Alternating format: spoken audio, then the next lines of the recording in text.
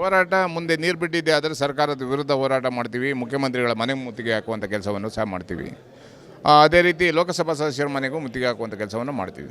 ಇವತ್ತಿನ ಬಂದ್ ವಿಷಯದಲ್ಲಿ ನಮ್ಮಲ್ಲಿ ಸ್ವಲ್ಪ ಭಿನ್ನಾಭಿಪ್ರಾಯ ಇರ್ಬೋದು.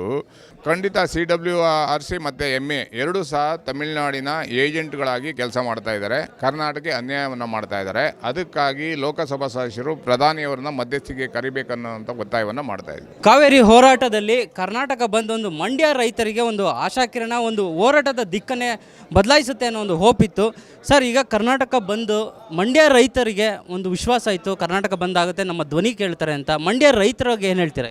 ಮಂಡ್ಯ ರೈತರ ಪರವಾಗಿ ನಾವು ಯಾವಾಗಲೂ ಸದಾಕಾಲ ಹೋರಾಟವನ್ನು ಮಾಡ್ತೀವಿ. ಮಂಡ್ಯ ರೈತರ ಪರವಾಗಿ ಯಾವಾಗಲೂ ಇರ್ತೀವಿ. ಸರ್ಕಾರ ಇವತ್ತು ನೀರು ಬಿಡಲ್ಲ ಅಂತ ಹೇಳಿದ್ದಾರೆ.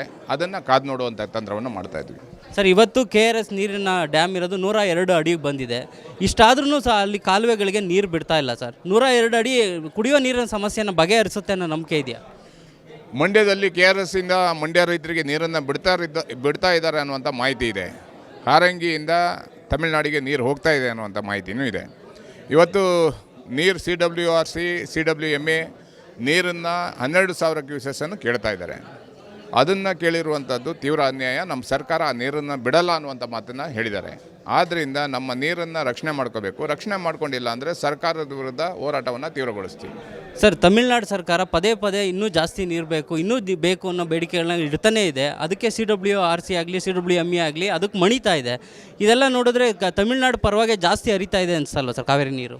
ಖಂಡಿತ CWRC ಮತ್ತು MA ಎರಡೂ ಸಹ ತಮಿಳುನಾಡಿನ ಏಜೆಂಟ್ಗಳಾಗಿ ಕೆಲಸ ಮಾಡ್ತಾ ಇದ್ದಾರೆ. ಕರ್ನಾಟಕಕ್ಕೆ ಅನ್ಯಾಯವನ್ನು ಮಾಡ್ತಾ ಇದ್ದಾರೆ. ಅದಕ್ಕಾಗಿ ಲೋಕಸಭಾ ಸದಸ್ಯರು ಪ್ರಧಾನಿಯವರನ್ನ ಮಧ್ಯಸ್ಥಿಗೆ ಕರಿಬೇಕನ್ನುವಂಥ ಒತ್ತಾಯವನ್ನು ಮಾಡ್ತಾ ಇದ್ವಿ.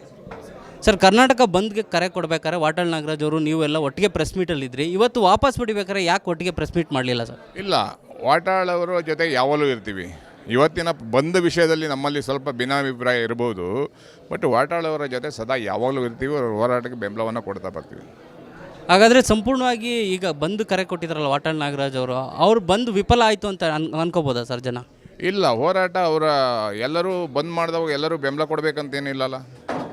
ಅವ್ರ ಹೋರಾಟ ಅವರ ನಿಲುವು, ಅವರ ಗೆಲುವು. ನಮ್ಮ ಹೋರಾಟ ನಮ್ಮ ನಿಲುವು ಅಷ್ಟೇ ಸರ್. ಮುಂದಿನ ಈಗ ಬಂದು ವಾಪಸ್ ಪಡೆದಿದ್ದೀರಿ ಅಂತ ಹೇಳಿದ್ರೆ ಮುಂದೆ ಹೇಗಿರುತ್ತೆ ಸರ್ ಕರವೇ ಹೋರಾಟ? ಮುಂದೆ ನೀರು ಬಿಟ್ಟಿದ್ದೆ ಆದರೆ ಸರ್ಕಾರದ ವಿರುದ್ಧ ಹೋರಾಟ ಮಾಡ್ತೀವಿ. ಮುಖ್ಯಮಂತ್ರಿಗಳ ಮನೆ ಮುತ್ತಿಗೆ ಹಾಕುವಂಥ ಕೆಲಸವನ್ನು ಸಹ ಮಾಡ್ತೀವಿ. ಅದೇ ರೀತಿ ಲೋಕಸಭಾ ಸದಸ್ಯರ ಮನೆಗೂ ಮುತ್ತಿಗೆ ಹಾಕುವಂಥ ಕೆಲಸವನ್ನು ಮಾಡ್ತೀವಿ.